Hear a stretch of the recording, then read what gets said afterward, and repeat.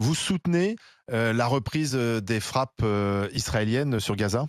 Mais je n'y vais pas pour, commenter les opérations militaires.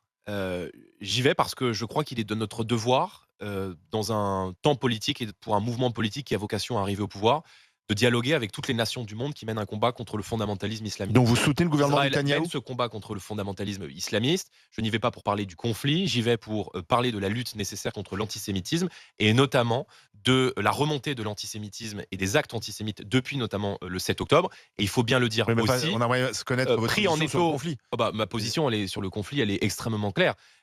Et c'est d'ailleurs la position historique de la France depuis toujours. C'est celle d'une solution à 2 États, mais solution à 2 États qui est aujourd'hui rendue impossible par la persistance et l'ancrage du Hamas dans la bande de Gaza, qui est une organisation terroriste.